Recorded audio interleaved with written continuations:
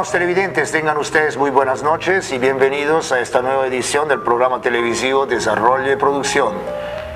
Nuevamente tengo el agrado de contar con la presencia del doctor Wilmar Azcárraga Cejas. Él es docente investigador del Instituto de Estudios Sociales y Económicos IESE de la Facultad de Ciencias Económicas. Wilmar, gracias por estar en el programa. Muy buenas noches. Buenas noches, Silvano. Como siempre, ¿no? Te agradezco por la gentileza de invitarme a tu programa. La semana anterior presentamos un programa dedicado a conocer qué son las universidades de rango mundial. En esta oportunidad conocimos las características y los factores de éxito de lo que son las universidades de rango mundial. El día de hoy vamos a profundizar un poco más el tema y vamos a empezar preguntando a Wilmar cuáles son los rasgos característicos de las universidades de rango mundial. Las universidades de rango mundial tienen tres características. La primera es que tienen una alta concentración de talentos, tanto de profesores e investigadores como de estudiantes, que generan un entorno de aprendizaje muy importante, sobre todo hoy en día que vivimos en la economía del conocimiento. La segunda característica es abundantes recursos. Las universidades de rango mundial tienen abundantes recursos. Por ejemplo, que decíamos en la sesión anterior, que Harvard tiene como más de 37.000 millones de dólares, que representan como más del 14% del Producto Interno Bruto de Bolivia.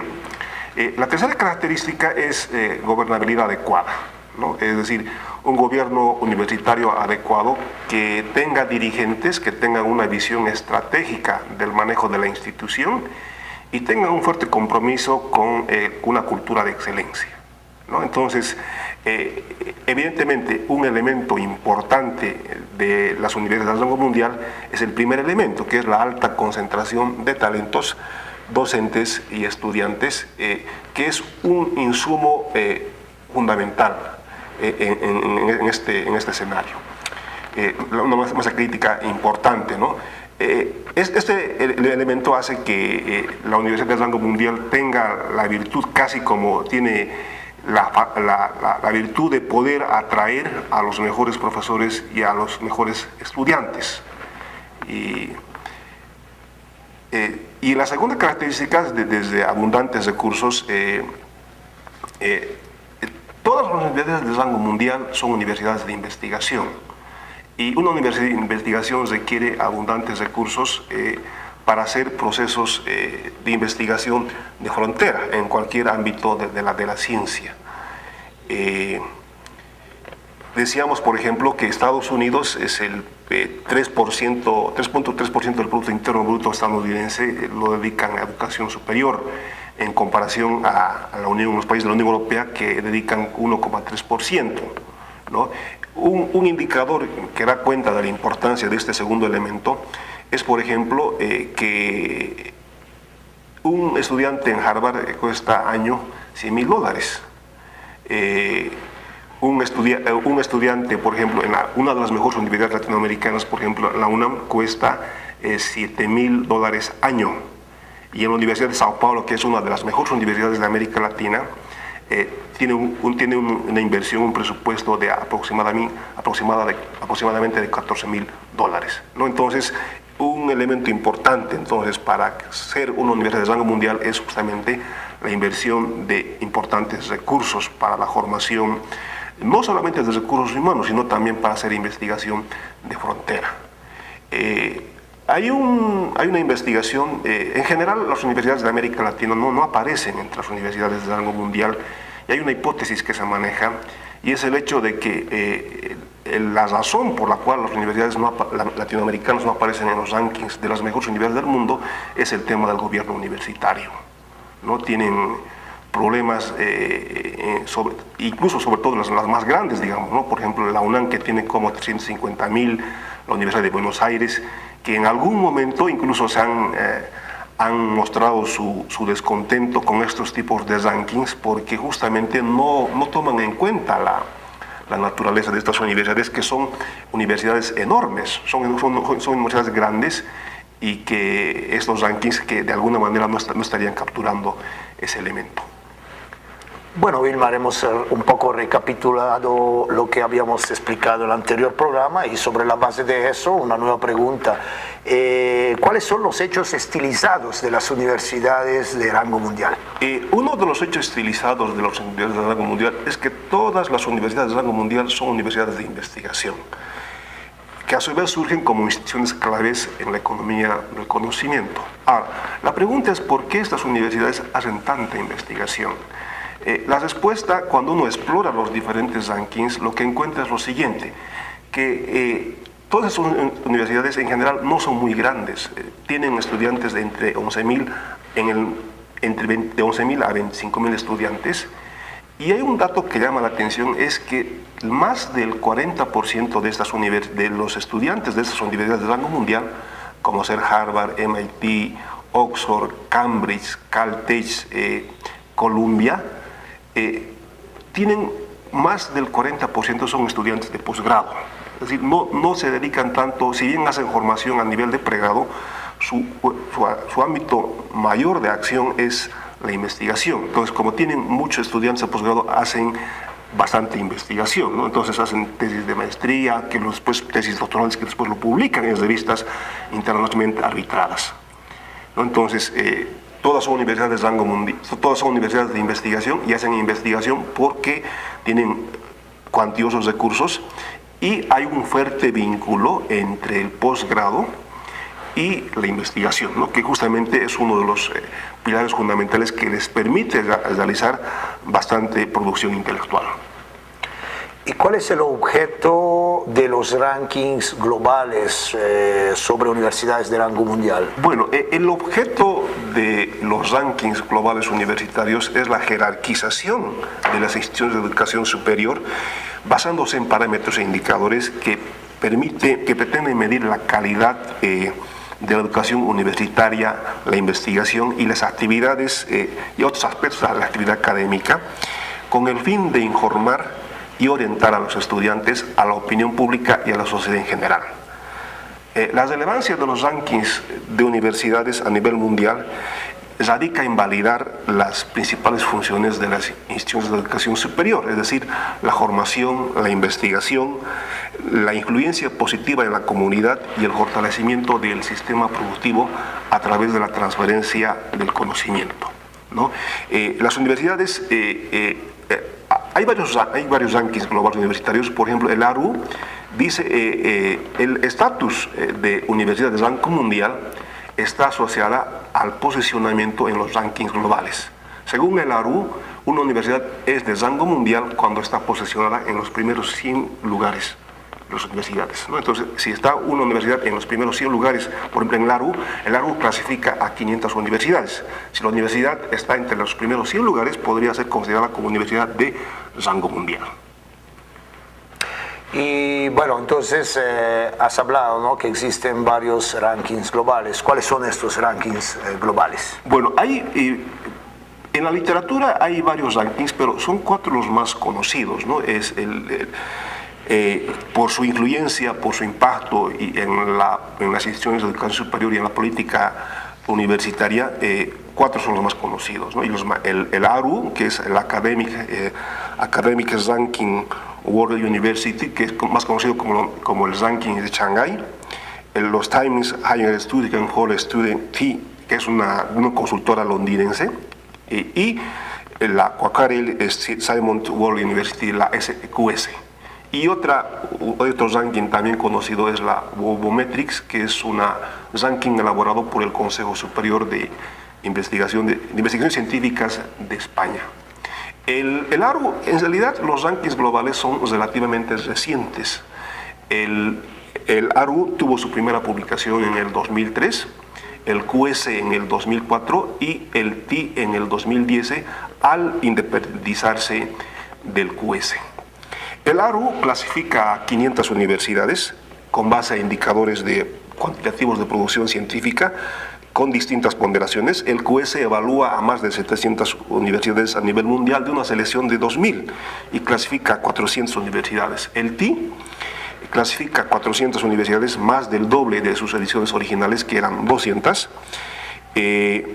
Y actualmente el TI muestra de manera gratuita las primeras 100 posiciones de las universidades ubicadas en el ranking. Tanto el QS desde el 2011 y el TI desde el 2016 publican rankings de universidades de América Latina y de Asia. Y esto es debido a que muchas universidades de América Latina no aparecían en los rankings mundiales, entonces han tenido que elaborar rankings regionales. Por ejemplo, decía QS y TI tienen actualmente rankings de las mejores universidades de América Latina, ¿no?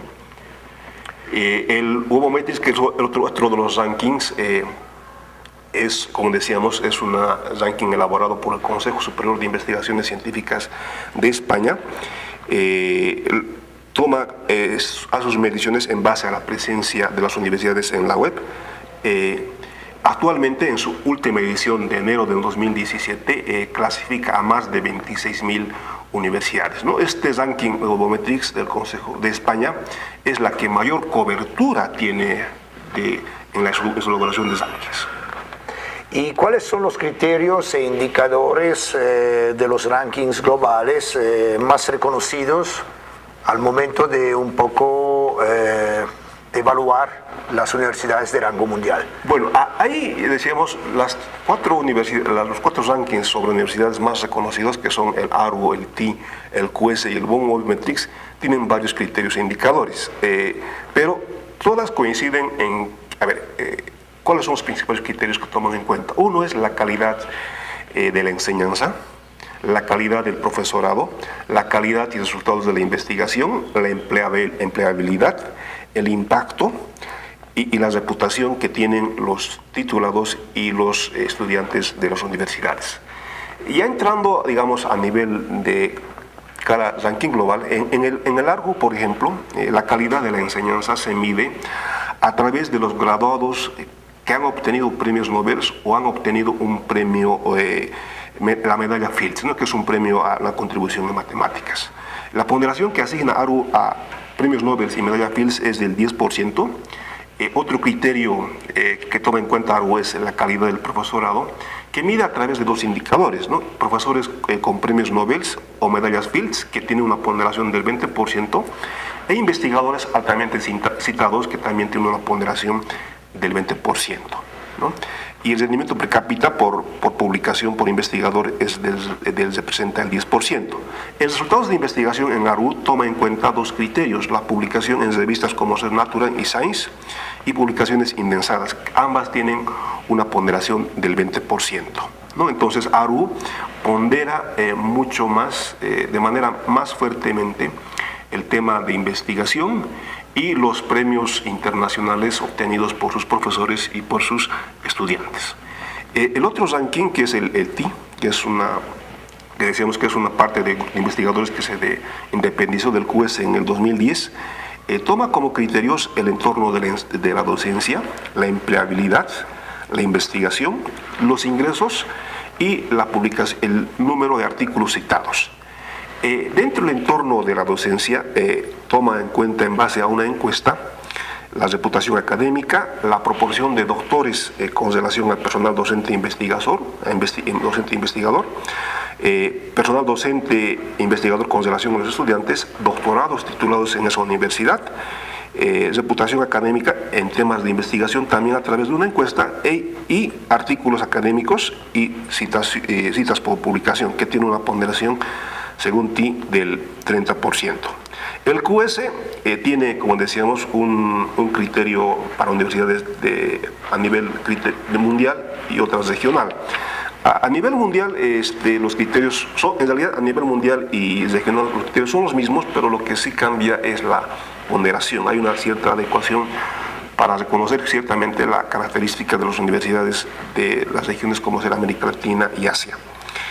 La reputación académica, a través de una encuesta, la proporción profesor-estudiante, artículos por profesorado, profesorados con doctorado, impactos en la web, proporción estudiantes internacionales, proporción de profesores internacionales, investigación realizada con asociación de investigadores nacionales con otros investigadores de otros países, y citas por artículo en Scopus, que tiene una ponderación del 20%.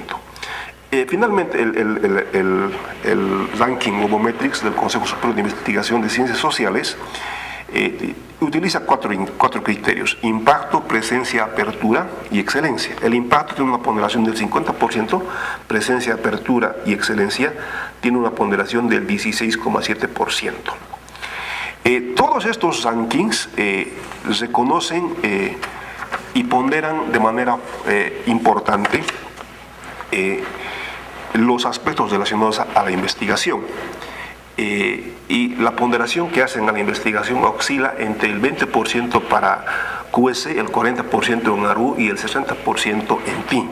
Sin embargo, en TI los aspectos exclusivamente relacionados al tema de investigación son como máximo el 36%, dado que buena parte del 60% identificados en TI correspondiente a la investigación académica son a reputación. Tanto el QS como el TI dan mayor ponderación al tema de reputación medida a través de encuestas, que ciertamente tiene un componente subjetivo. En cambio, ARU, que también pondera la importancia de la investigación, pero lo hace de manera más objetiva, a partir de los reconocimientos internacionales que han obtenido los profesores e investigadores a través de la obtención de premios Nobel o premios o medallas Fields.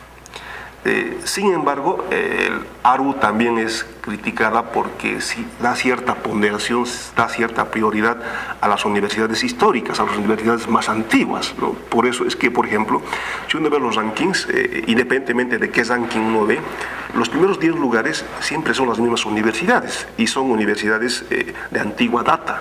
Incluso hay universidades como la Oxford y Cambridge que tienen más de 800 años, ¿no? Pero de manera interesante, todos estos 4 rankings al final ponderan la investigación y la reputación de manera coincidente del orden del 70%, ¿no? Entonces, los 4 rankings tienen similar aproximación, aunque el detalle a nivel individual de indicadores es un tanto diferente. Con los criterios y los indicadores que nos has explicado de manera exhaustiva, Wilmar, entonces, ¿cuáles son las mejores universidades del mundo según el Academic Ranking of World University, ARU, y el Webometrics? Los 4 rankings globales, como ser el ARU, TI, QS y el Webometrics, en los primeros lugares, de manera coincidente, aparecen casi las mismas universidades, ¿no? Entonces, en todos estos rankings, las universidades estadounidenses y británicas son las que predominan en los diferentes rankings globales. Y se han constituido de esta manera universidades de rango mundial como consecuencia de que han logrado alinear 3 elementos de éxito, que son alta concentración de talentos, abundantes recursos y un gobierno universitario adecuado, ¿no? La evidencia empírica confirma que la concentración de talentos, la abundancia de recursos y una estructura de gobierno universitario adecuado son los factores que explican la posición de las universidades en los rankings y son los elementos que les han permitido constituirse en universidades de rango mundial. Las universidades de rango mundial, como ser Harvard, Stanford, MIT, Chicago, Cambridge, Oxford y Caltech, que es, digamos, una de las más jóvenes, se caracterizan por ser universidades de investigación de antigua data, a excepción de Caltech. Son universidades que pertenecen a élites científicas, académicas, investigativas. En el caso de Estados Unidos, los primeros lugares de los rankings son universidades que pertenecen a la Ivy League, que son 8 universidades altamente selectivas y competitivas.